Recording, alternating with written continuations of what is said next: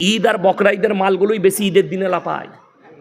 হ্যাঁ, আমি যেখানে নামাজ পড়াই 15টা গ্রাম নামাজ পড়ে, তা নামাজে দাঁড়াবো তার আগে এসে বলছে হুজুর নিয়তটা বলে দেন। তো আমি মোটেই বলবো না।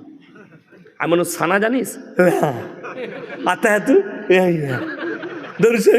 কিছুই জানি না। আমি তুই গিয়ে খালি মাথা ঠকবে, তোর এমনি হয়ে যাবে, তোর এমনিও হবে না অমনিও হবে না। নিয়ত নিয়ে কি করবি? দিয়ে তার নামাজ ছাড়া গেছে, মানে 30 সেকেন্ড আগে জামাত দাঁড়িয়ে গেছে, তো তার যদি একটু ছাড়া যায় নামাজে পড়ে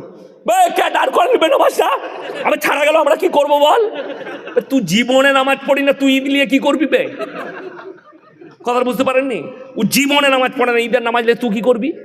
তোর পড়া না পড়া দুটোই সমান। দেখলাম আমার গ্রামে আমার আব্বাজি রেগে গিয়েছিলেন। নামাজ পড়ে বেরিয়েছি, জোহরের পরে জানাজান। ঈদ আর বকরা ঈদের মালগুলোই বেশি ঈদের দিনে লাপায়। হ্যাঁ, আমি যেখানে নামাজ পড়াই 15টা গ্রাম নামাজ পড়ে, তা নামাজে দাঁড়াবো তার আগে এসে বলছে হুজুর নিয়তটা বলে দেন। তো আমি মোটেই বলবো না।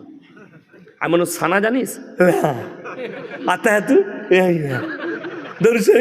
কিছুই জানি না। আমি তুই গিয়ে খালি মাথা ঠকবে, তোর এমনি হয়ে যাবে, তোর এমনিও হবে না অমনিও হবে না। নিয়ত নিয়ে কি করবি? দিয়ে তার নামাজ ছাড়া গেছে, মানে 30 সেকেন্ড আগে জামাত দাঁড়িয়ে গেছে, তো তার যদি একটু ছাড়া যায় নামাজে পড়ে আমি ছাড়া গেল, আমরা কি করবো বল? তুই জীবনে নামাজ পড়ি না, তুই ঈদ নিয়ে কি করবি বে? কথা বুঝতে পারেননি? ও জীবনে নামাজ পড়ে না, ঈদের নামাজ তুই কি করবি? তোর পড়া না পড়া দুটোই সমান। দেখলাম আমার গ্রামে আমার আব্বাজি রেগে গিয়েছিলেন।